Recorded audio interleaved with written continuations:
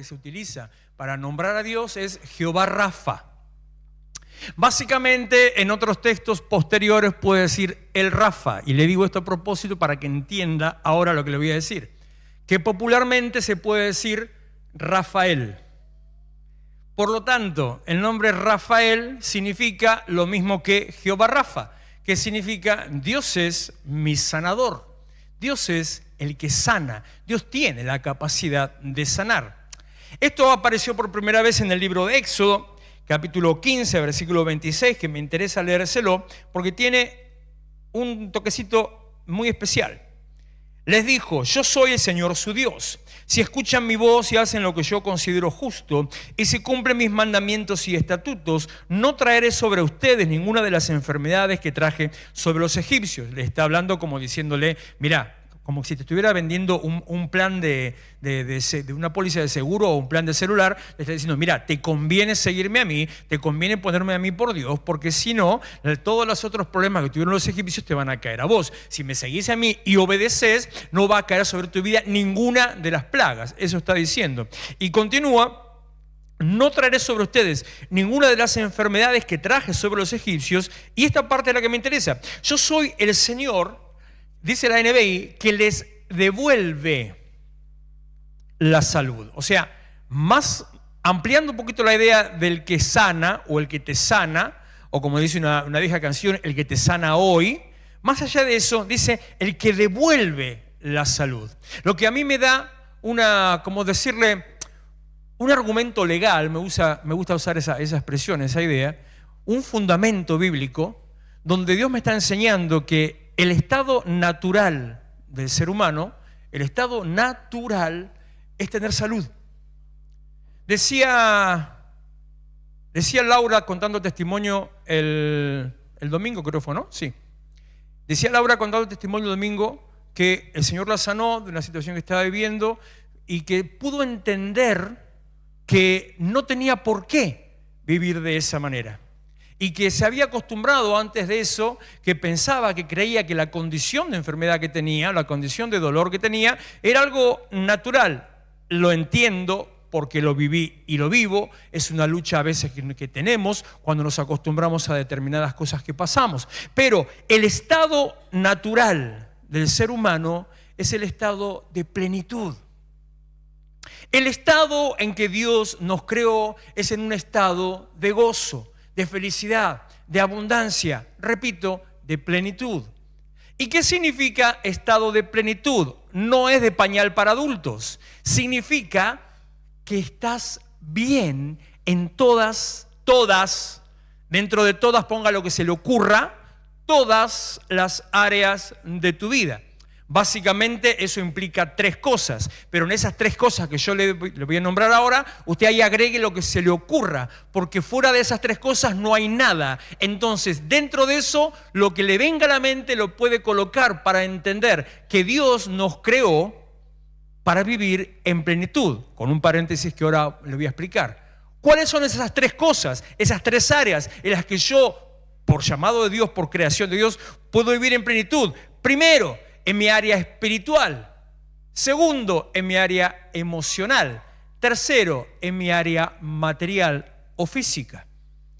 Eso quiere decir mi relación con Dios espiritual, mi relación con el mundo, con la gente y conmigo mismo emocional. Y quiere decir sanidad, quiere decir prosperidad, quiere decir crecimiento, quiere decir familia, en lo que tiene que ver con el área material o física. Ahora, si usted cree que fuera de esas cosas hay algo más, no sé, únicamente la cuarta dimensión o los enanitos verdes, no se me ocurre otra cosa. Todo encaja dentro de esas tres columnas, de esas tres cosas. Por lo tanto, Dios vino a traerte o a devolverte, la plenitud con la cual Él te creó. El estado natural del hombre es la plenitud. Ahora, me voy al paréntesis que le dije que le iba a poner un pedacito.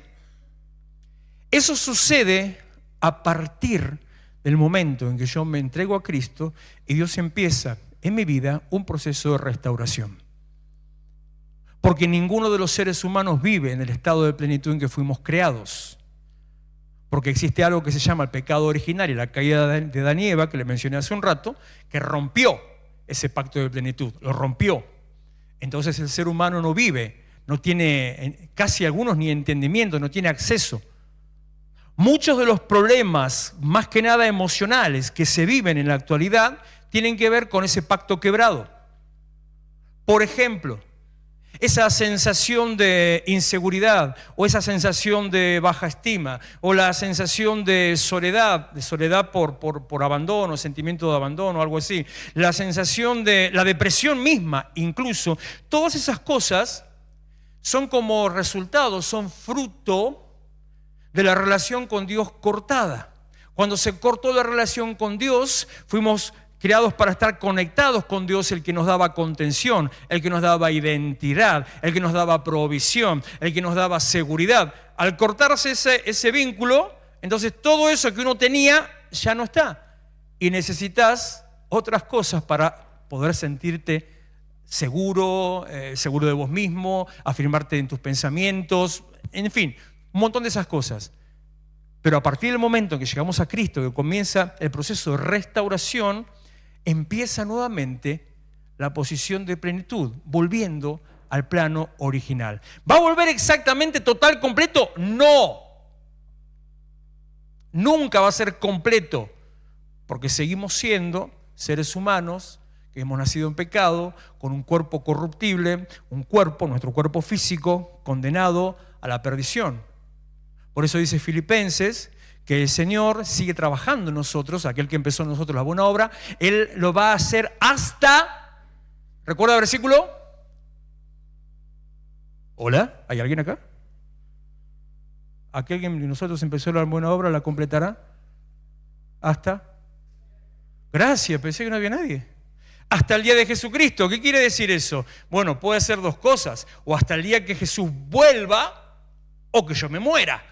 Una de las dos. Por lo tanto, me está diciendo que vivo en un proceso de restauración, vivo en un proceso de crecimiento. Nunca va a ser completa esa plenitud, pero voy avanzando, voy caminando hacia esa plenitud. Entonces hay un montón de cosas que ya van siendo corregidas y restauradas. Entre ellas, algunas empiezan, aunque no al 100, al 50, al 70, al 30, empiezan a ser corregidas. El estado natural del ser humano es vivir en plenitud. El estado natural del ser humano es tener salud, que implica también salud espiritual, que implica también salud emocional, física, espiritual y emocional. Por eso cuando Éxodo 15 dice, yo soy el Señor que les devuelve la salud, está primero diciendo, siempre fue tuya. Segundo diciendo, te fue quitada. Tercero diciendo, estamos restaurando el proceso original. Dice Eclesiastés capítulo 3, versículo 15, Dios restaura. Me gusta la palabra restauración, ¿sabe, no? ¿Sabe por qué, no? Bueno, me acuerdo una vez, algunos lo saben, ¿no? Otros no se van a enterar ahora, es un chisme. ¿Quiere un chisme? Una vez, hace como 14 años más o menos, 13, 14 años, ¿está mal si digo que un pastor me denunció? No lo digo, ¿no?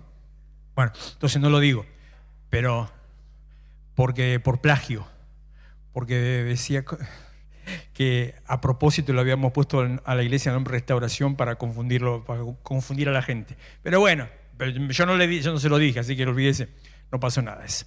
Eclesiastés 3:15, aquello que fue ya es, lo que ha de ser fue ya, y Dios restaura lo que pasó. Jehová Rafa significa el Señor que sana, el Señor es tu sanador, el que te devuelve la salud. Por lo tanto, cuando yo oro, cuando voy a la presencia de Dios, cuando me acerco a Dios, ya voy sabiendo que si yo le pido a Dios una sanidad, no le estoy pidiendo algo fuera de lo natural, aunque sea algo sobrenatural, sino simplemente restauración del plano en el que Él me creó. Que cuando yo me acerco a Dios a pedirle, estoy pidiendo a aquel que tiene la capacidad de dar. Cuando me acerco a Dios a hablarle del tema, solamente Él puede concederme eso que yo le estoy pidiendo. El Señor sana, el Señor devuelve la salud. El octavo nombre de Dios que aparece en la Biblia es Jehová Roi. Bueno, acá me confundo porque uno es Roy y otro Roy. Siempre me confundo la acentuación. Creo que este es Roy. Este nombre aparece en el Salmo 23. ¿Conoce el Salmo 23? ¿Cómo empieza el Salmo 23? Jehová es mi pastor, el Señor es mi pastor. Nada, ¿qué? Eso es lo que hace un pastor. No me miren a mí. El Señor es mi pastor. Nada me faltará. Poneme el 2, por favor. En lugares de delicados pastos me hará descansar. Junto a aguas de reposo me pastoreará. Esa expresión, volveme al 1, el Señor es mi pastor, es lo que significa este octavo nombre, Jehová Roi. Que como ya vimos en otros nombres, en el Shaddai, por ejemplo, esta particularidad del idioma hebreo, en la lengua hebrea, en el idioma hebreo, todas aquellas palabras que terminan con una I acentuada, está diciendo posesión, o sea, me habla de una posesión. Es el artículo posesivo que va al final. En nuestro idioma iría al principio, acá diríamos mi pastor, en hebreo se pone al final. Esa I está hablando de esa posesión, de mí, que obviamente es lo mismo que usted está leyendo, el Señor es mi pastor, pero el énfasis está puesto en ¿qué? En que el Señor es tu pastor. Más allá de que el Señor sea pastor y sea el buen pastor, más allá de que el Señor tenga cuidado de toda la humanidad, más allá de que el Señor tenga cuidado de la creación, más allá de que en la cruz Él proveyó salvación para todos, más allá de que Él escucha a una humanidad que se acerca a Él en oración cada día, más allá de todo eso, el Señor es tu pastor, en forma personal, en forma individual, en forma íntima. Lo que quiere decir que el Señor te conoce en forma personal, en forma individual, en forma íntima. Eso, por supuesto, es bueno, aunque a veces puede ser malo. Como cuando uno se quiere esconder de Dios. No te podés esconder de Dios. Dios conoce todas tus necesidades. Dios conoce todas tus falencias. Dios conoce todos tus fracasos. Dios conoce todas tus capacidades. Dios conoce todo tu potencial. Dios conoce todos tus errores. Dios conoce todo lo que vos necesitas. Como creador, como sustentador y como pastor, Él es el que conoce exactamente qué es lo que vos necesitas para la situación que sea que vos le pidas o para el desarrollo normal de tu vida. Él es tu pastor. Tiene un especial cuidado por vos. No sos uno más en la multitud. Sos una persona a quien Dios conoce personalmente. Él te conoce y te habla y se acerca a vos en forma personal, aplicando exactamente los recursos y medidas que son necesarios para vos. Cuando te acercás delante de Dios, ni siquiera necesitas presentarte. Ojo, a mí me gusta hacerlo porque es un tema mío y en alguna ocasión lo he hecho aquí en el altar para que hagan eso. Pero no es porque Dios no sepa quién soy, sino que cuando yo me presento ante Dios, es como decirle a Dios, acá vengo completito, totalmente yo, este soy yo. Acá vengo yo con todo mi yo. Acá vengo yo con mis cargas, con mis problemas, con mis alegrías, con mis tristezas, con mis dolores. Acá vengo yo. Este soy yo, con todo esto. Porque una de las cosas que ya la hemos visto al principio, cuando yo voy delante de Dios, tengo que presentarme con sinceridad. Tengo que ser sincero con Dios. Bueno, Señor, este soy yo. Así, tal cual, esto. Pero ella sabe quién soy. Ella me conoce. Entonces cuando yo oro y me acerco a Dios, tengo que entender, tengo que saber que me está mirando, aunque yo no hable, sabe lo que necesito, aunque no le diga las cosas, sabe lo que me pasa, aunque no levante la cabeza, Él extiende la mano para que yo la levante, aunque tal vez no pueda hablar por el llanto, o por la preocupación o por el temor, Él sabe y conoce todas las cosas, aunque muchas veces Dios te fuerza a decir las cosas.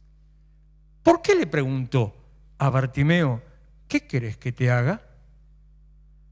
¿Por qué le dijo al paralítico del estanque, ¿qué querés que haga con vos? ¿Por qué le dijo a tantos otros que estaban ahí, ustedes creen, pueden creer, creen que yo soy? Porque es necesario tomar un compromiso con el Señor. ¿Por qué le dijo a Adán, o le preguntó, mejor dicho, Adán, ¿dónde estás? Por eso digo, no te puedes esconder de Dios. ¿Acaso puede ser, hay una posibilidad de que Dios no supiera?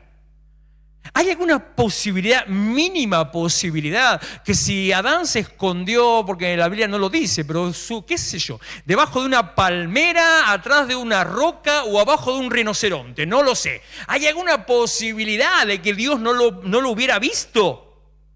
Pero sin embargo, ese dónde estás es más profundo, va mucho más adentro. Yo no sé si a vos alguna vez Dios te dijo o te preguntó, ¿dónde estás? A mí sí me lo preguntó. Lo que te está diciendo no es en qué dirección estás y cuáles son las coordenadas del GPS del lugar donde te encontrás. No pasa por ahí. El dónde estás significa, hey, ¿dónde está tu cabeza? ¿Y tu corazón? ¿Y tus ojos? ¿Y tu mirada? O sea, obviamente tu mirada. ¿Dónde estás? En la dirección que yo te marqué. En el llamado que yo te hice. ¿Dónde estás? ¿Dónde estás en lo que yo tengo escrito o esperado o pensado para vos? ¿Dónde estás? Es un llamado reflexivo, no es una pregunta por ignorancia, es un llamado reflexivo para decirte, y estoy en cualquiera, estoy por otro lado, no sé ni dónde estoy, ya perdí el camino, estoy recalculando, no sé qué hacer. Es un llamado reflexivo a volverte. Porque cada vez que vos te volvés al lugar donde Dios te llamó, al lugar donde Él soltó la promesa para vos, cada vez que vos te volvés, se reactiva el tiempo del cumplimiento, se reactiva el llamamiento, empieza otra vez a correr el reloj de esas veces que te fuiste, que te alejaste, nuevamente empieza a correr para que la promesa caiga sobre vos. Aunque podemos llegar a perderla si es que nunca retomamos el camino correcto. Dios te conoce. Jehová Roí me dice, Dios es mi pastor, el que me cuida, el que me sustenta. Cuando oro tengo que saber que Él tiene cuidado personal de mi vida. El noveno de nombre, ¿llego hasta el 10? Sí, que quiero llegar hasta el 10. El noveno nombre de Dios que aparece en la Biblia en orden cronológico es Jehová Sabaoth. Jehová Sabaoth significa el Señor de los ejércitos. Habla y resalta el poder y la autoridad de Dios. Habla del liderazgo militar de Dios. No es para que te lo imagines con un uniforme militar. Y comandante, así dice en uno de los textos, de los ejércitos celestiales. Al usar este nombre en plural, porque en hebreo es Sabaoth, es plural. Al usar este nombre, el Señor de los ejércitos, me está diciendo algo que es obvio. Pero en Dios no hay cosas obvias y Dios no agrega letras de más porque sí. Dios no escribe cosas porque sí, sino todo tiene una aplicación para nuestra vida. Que hable de plural significa que obviamente se trata de más de uno. Ahora entonces, si yo pienso, bueno, pero Dios es Dios de ¿qué ejército está bajo la autoridad de Dios?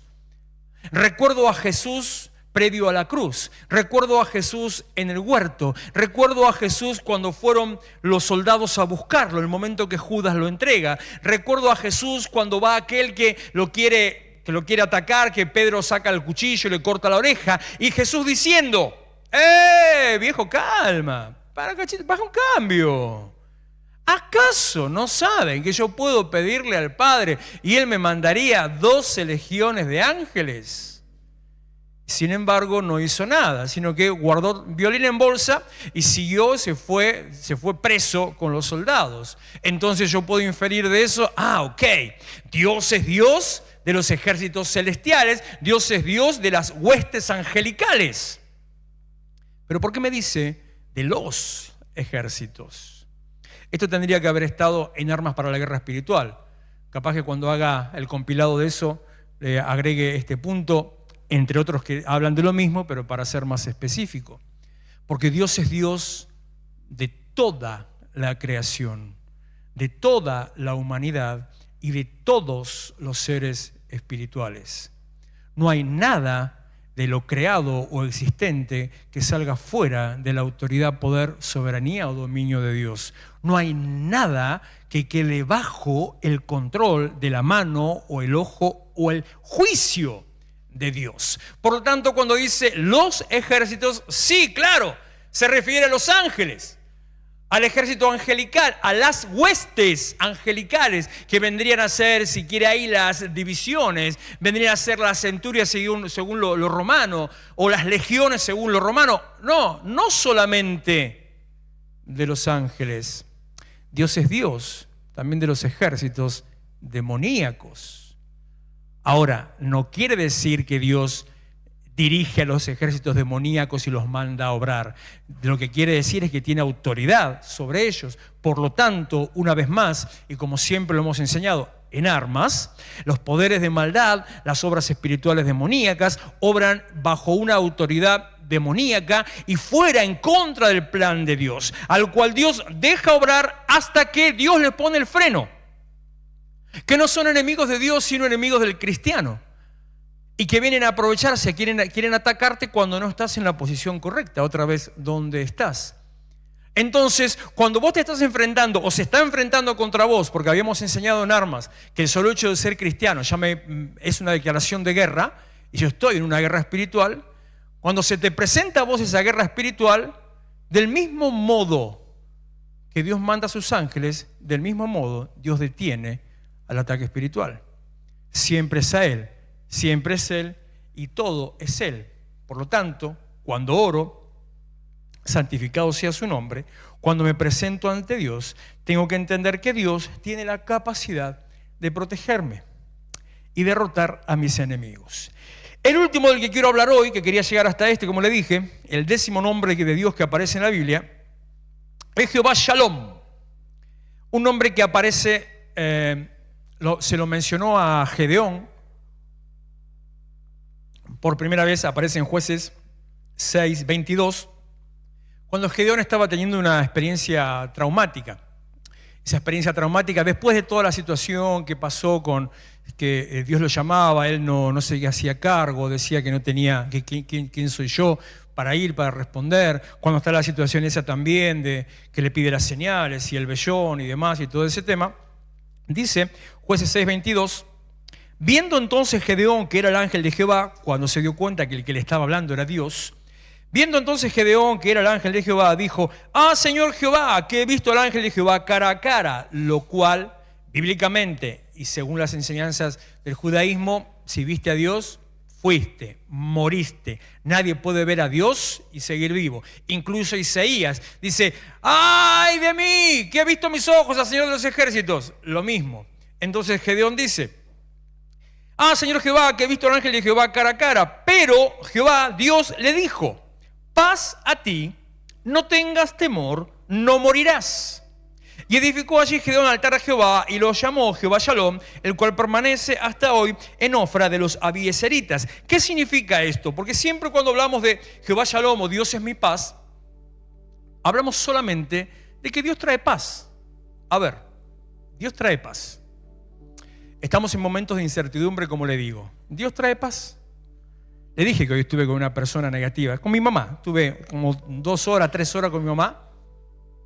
Súper negativa en absolutamente para todo. Donde vos le decís X cosa y siempre ve un problema. Y de problema que no existe, ya se vio un problema. Se creó un problema y entonces posteriormente a eso, un pico de presión por el problema que capaz que podría llegar a suceder. Ese tipo de cosas, ella no es una mujer creyente. Es más dida que súper retorcida la gallega. No es creyente. Esa misma actitud, cuando usted la ve en una persona creyente, no pasa del mismo modo. Que no pase del mismo modo. Que no ponga usted la misma cara o tenga la misma actitud. Que cuando se le presente un problema, sepa que Dios me da paz. No esté rascando, buscando a ver dónde puede haber un problema porque estoy demasiado aburrido, quiero tener un problema. O no esté imaginándose, ¿y ahora qué va a pasar? ¿Para qué? ¿Cuál es el negocio de estar abriendo el paraguas antes de que llueva? Que encima es mala suerte. ¿Para qué? Bueno, esa es la gran diferencia, entre otras cosas, dejando de lado la salvación. Yo siempre digo que la diferencia más importante entre los cristianos y los no cristianos, no hablando de salvación, corriendo la salvación, no hablamos de eso. La diferencia más importante es la esperanza. Que un cristiano tiene esa esperanza de que las cosas van a cambiar, de que va a estar bien, de que Dios va a hacer algo, de que se va a abrir camino. Y digo esperanza para ni siquiera decirle fe, porque capaz que me dice, y pues yo no sé si tengo fe. No, bueno, esperanza. Cosa que el que no es creyente, salvo que sea muy positivo, una persona que peque de positivo, no lo es, sino que siempre está preocupado, angustiado. Dios te da paz. Lo hemos comprobado, experimentado y se los digo siempre.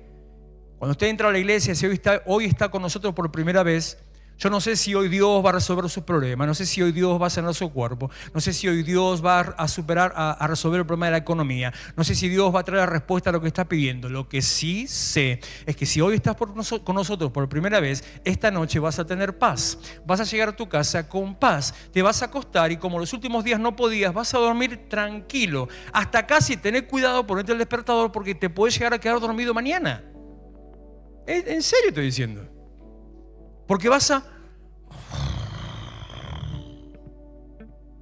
Dios trae paz.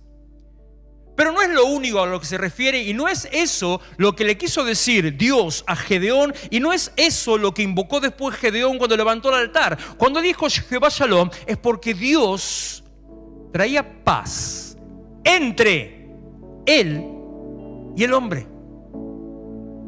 Que es la paz suprema. ¿Y por qué digo la paz suprema?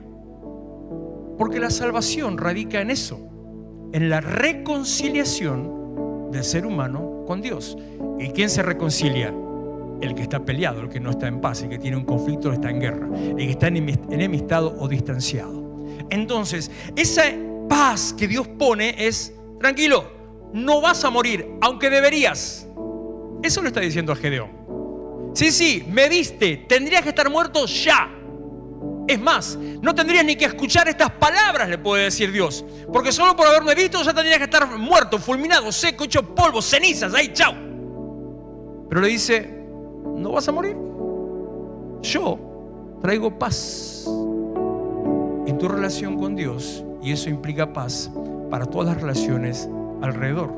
Significa paz para tu alma, significa paz en medio de tus circunstancias, significa paz para las cosas que te angustian, significa paz en aquellas situaciones en las que vos te sentís culpable, significa paz en aquellas otras situaciones en las que vos crees o te sentís, porque lo crees realmente, porque así te sentís, que estás atado, que no podés zafar, que no podés evitarlo, en aquellas otras cosas en las cuales algunos te condenan, otros te acusan y vos te sentís preso. Dios te dice paz también. Eso es la salvación. Romanos capítulo 5, versículo 1. En consecuencia, ya que hemos sido justificados mediante la fe, tenemos paz con Dios. La paz será con Él. Paz con Dios. Por medio de nuestro Señor Jesucristo. 2 Corintios 5, 18. Y todo esto proviene de Dios, quien nos reconcilió consigo mismo. O sea, Él vino a arreglar el problema que vos tenías con Él. Él vino a arreglar el problema que Él tenía con vos. ¿Viste cuando uno dice, siempre tengo que ser yo? ¿Por qué tengo que siempre yo bajar la guardia? ¿Por qué tengo que siempre yo dar el primer paso? ¿Por qué tengo que yo pedir perdón si fue el otro el que me... Dios te reconcilió con Él. Él se puso a sí mismo para reconciliarse, para restaurar la relación. Efesios 2:13. Pero ahora en Cristo Jesús, a ustedes que antes estaban lejos, Dios los ha acercado mediante la sangre de Cristo, porque Cristo es nuestra paz. De los dos pueblos ha hecho uno, los creyentes y los no creyentes, derribando mediante su sacrificio el muro de enemistad a creyentes y no creyentes, que los separaba, pues anuló la ley con sus mandamientos y requisitos. Esto lo hizo para crear en sí mismo, en Dios, de los dos pueblos, creyentes y no creyentes, una nueva humanidad al hacer la paz. Restauración plena, porque Él es dador de verdadera y completa paz. Juan 14:27. La paz les dejo, mi paz les doy. Yo no se la doy a ustedes como la da el mundo. Buscamos paz en infinidad de lugares. Buscamos paz en una salida, en unas vacaciones, en una escapada, tal vez una escapada tramposa. Buscamos paz en una bebida, buscamos paz en un cigarrillo o en alguna sustancia, buscamos paz en alguna relación, en alguna persona, buscamos paz en alguna vida oculta, doble vida. La paz que yo les doy no es como la paz que da el mundo, sino que la paz de Dios es verdadera paz, que restaura la relación con Él y restaura tu relación con vos, con Él y con vos. Y cuando está restaurada la relación con Él y con vos, empezás a vivir, aunque dije que no, nunca es al 100%, empezás a vivir casi en plenitud. Cuando oro tengo que saber que Dios es mi paz, me reconcilia con Él mismo y es dador, autor de verdadera paz.